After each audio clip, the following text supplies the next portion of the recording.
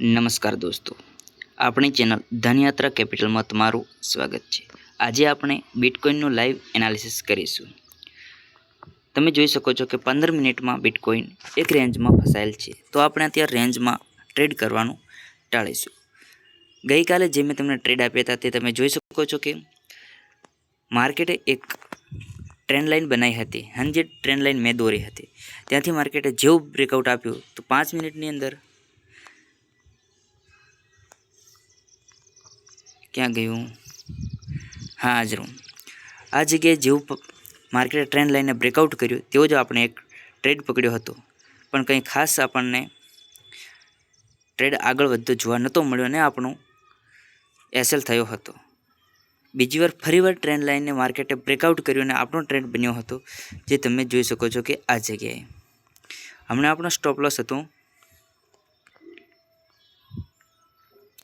આપણો સ્ટોપ આગળનો સ્વિંગ હતો પણ 700 પોઈન્ટનો સ્વિંગ બને છે।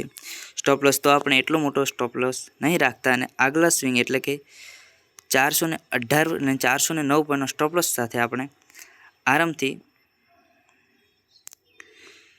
1500 પોઈન્ટ આપણે કેચ કર્યા હતા અને આપણે માર્કેટમાંથી નીકળી ગયા હતા।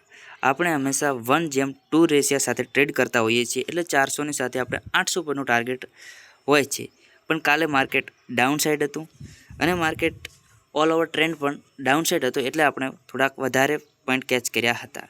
હવે આજે એનાલિસિસ કરીશું તો આપણે જોઈશે કે 15 મિનિટમાં માર્કેટ એક રેન્જમાં ફસાયેલ છે।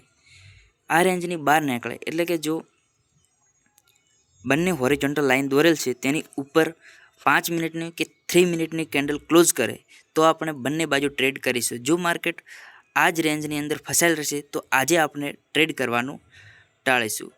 અપસાઇડ માટે 60,918 આપણે જે ટ્રેન્ડ લાઇન દોરી છે, હોરિઝોન્ટલ લાઇન દોરી છે, તેની ઉપર 5 મિનિટની કે 3 મિનિટની કેન્ડલ ક્લોઝ કરશે તો આપણે જે કેન્ડલ ક્લોઝ થઈ હોય તેના હાઈ પર આપણે અપસાઇડ માટે એન્ટ્રી લઈશું અને 300 થી 400 પોઈન્ટનું એસએલ રાખીશું અને સામે ટાર્ગેટ રાખીશું 800 થી 1000 પોઈન્ટનું। ડાઉન સાઇડ માટે પણ આપણે એ જ કરીશું। હોરિઝોન્ટલ લાઇનથી માર્કેટ જો બ્રેકઆઉટ આપશે અને 3 કે 5 મિનિટની કેન્ડલ ક્લોઝ કરશે તો એના લો પર આપણે એન્ટ્રી લઈશું અને આપણું સ્ટોપ લોસ રહેશે 300 થી 400 પોઈન્ટનું અને સામે ટાર્ગેટ રહેશે જે આગળ લિક્વિડિટી લીધી હતી તે, એટલે કે આપણે આટલા સુધી આપણે ટાર્ગેટ રાખીશું। આગળ જે માર્કેટે રેન્જ બનાવી હતી આ રેન્જની લિક્વિડિટી લેવા માર્કેટ આવી શકે છે અને ફરીવાર પછી ટ્રેન્ડ ચેન્જ કરી શકે છે। જો અહીંયાથી માર્કેટ ડાઉન સાઇડ આપણને સારો એવો ફોલ જોવા મળે છે તો અહીંયાથી આપણે 3 મિનિટ કે 5 મિનિટની કેન્ડલ ક્લોઝ કરશે તો અહીંયાથી આપણે ટાર્ગેટ ટ્રેડ લઈશું અને આપણો સ્ટોપ લોસ રહેશે 400 પોઈન્ટનો અને સામે ટાર્ગેટ રાખીશું 800 થી 1000 પોઈન્ટનો, એટલે કે આગળ 900 થી આવતો ટાર્ગેટ રહેશે 900 અને કે 950, જ્યાં આપણે માર્કેટ આગળ લિક્વિડિટી લીધેલ છે ત્યાં જ આપણે માર્કેટ રાખીશું। આવા જ વિડીયો અને આવું જ એનાલિસિસ જોવા માટે અત્યારે જ સબસ્ક્રાઈબ કરો આપણી ચેનલ ધનયાત્રા કેપિટલને।